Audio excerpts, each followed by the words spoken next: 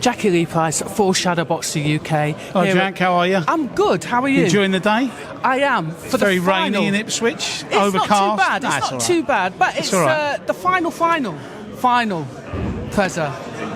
Final presser. We got another one tomorrow or something. We'll have another one tomorrow. No, anyway, please don't. Anyway. Fabio Wardley versus your man, Justin Huni, yes. Saturday the 7th of June. It's looking good. It's looking very good. It's a big fight. It's a 50-50 fight. And what Queensberry have done, I think they've proved that you can go to a provincial town, a small town, with a stadium and nearly fill it up, which is unbelievable for boxing, because we don't see this very often. We don't, well, you've not seen, we only see it at the big venues, the Tottenhams, the Wembleys. Now we brought it to Ipswich Town, which is, you know, I've got to take me out of, because I didn't think it'd work at first, but it obviously has, and it obviously shows how much support Fabio Wardley's got. He's a great fighter, he's a hard puncher, but we feel that we can nullify that and win the fight. So a lot has been made. So firstly, I commend you on talking about, because I do think that Fabio probably gets a bit peed off, you know, the fact that he came from the white collar, etc. But it is a huge achievement. But that's where I come from as well. Exactly. I promoted that for years, and I think 20 years. I think for 20 years I promoted unlicensed boxing, and white collar boxing is frowned upon by everybody. But we brought a lot of good professionals to the table who became journeymen and became champions. So, and to be fair, it's very difficult. There's not many people. I think today, I think on this card, Lily Winch is another one that's come off the white collar, and she's obviously going into the whole process. But it is difficult, and it's near enough unheard of. It's to be honest, it's unheard of. That's why I said to her on stage, "You've got to take me out of here, because this is it'll probably never happen again." Because when we were doing it, we were doing 5-10 shows a week sometimes, and a lot of, you could see the talent who perhaps not made it, not got a professional contract, and they ended up fighting each other. And we had some terrific fights. We cut the rounds right down, and it did bring a lot of professionals who wouldn't have got a chance, who now have. And Wardley is probably the biggest showcase for that ever. Let's talk about, firstly, I understand, obviously, been following the amateurs. Huni had a great amateur career. Unbelievable. He is a talent. He is, for somebody that's a heavyweight, can get on his toes, get on his bike, he can box, and he can take a shot. We've seen when he's been put under pressure. Nobody ever mentioned that, did they, up there? Nobody ever mentioned that this man can take a shot. He can. Because let me say, I managed Kevin Lorena as well, and Kevin Lorena can bang. And I mean, you saw that in his last fight. He can knock people out at will.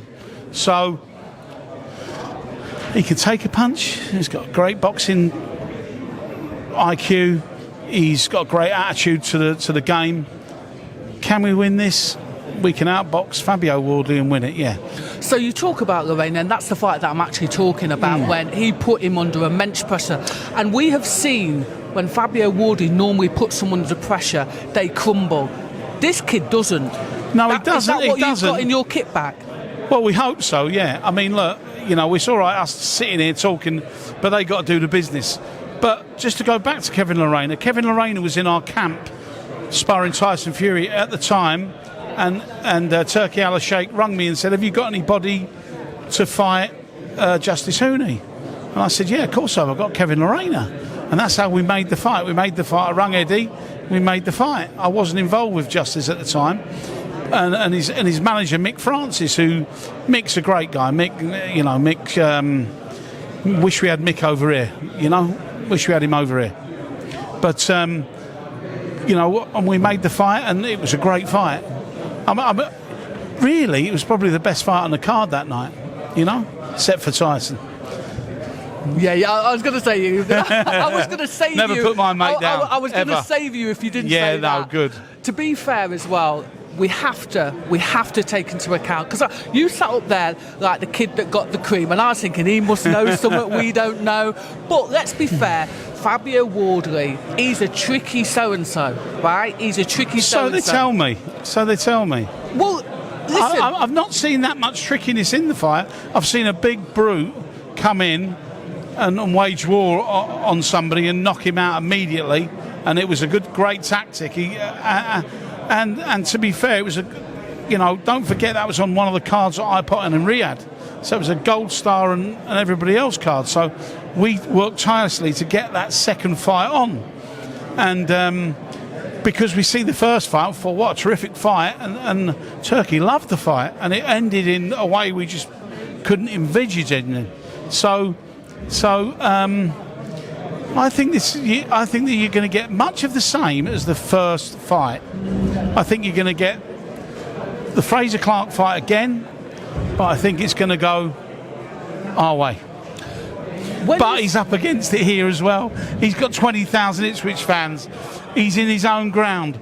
He's living at home. He's not got to live in a hotel. He's got all that stuff in front of him. Well, first of all, what I mean about tricky is he's not very orthodox. So what I mean by that is you've got people that have boxed him, tried to box him, right? They've come unstuck. Is it a case that Huni not only has to box him, but has to get hold of him and rough him up a little bit? I don't think that's Huni's game. I don't think it'll ever be his game. And I think that, look, I don't profess to be the greatest guy in the world on boxing, but I can just tell you what I've seen, can tell you what I've watched, and this kid can knock people out for fun, but I think we can outbox him. It's as simple as that. No big... I'm not trying to, make a massive case for us. I mean, the bookies are 1-6, which means they have 10 boxing experts there who know about boxing. So it's going to be hard, but we still think we can do it. I'm glad you explained that because I have no idea. Yeah, they have a boxing panel and they know about. But if you look at every fight, they're very close. Everything's very close. Oh, is it? So, yeah. So there'll be a few different, like there is in every event, but he's a big favourite to win this fight. But we think we can beat the favourite. Yeah, I like your thinking, and I heard about there was something to do with on the way home from the A12. Oh yeah, they've got that lined up on the A11 or something. Is that when you're on tour? Yeah, no, that's stays on tour. That's just him. I'm too old for all that game. But yeah, they've got one ready for him. So lovely speaking to you. Thank you so much for giving us your time. Enjoyed and it. All the best on. Thank you. Yeah, on thank you very much.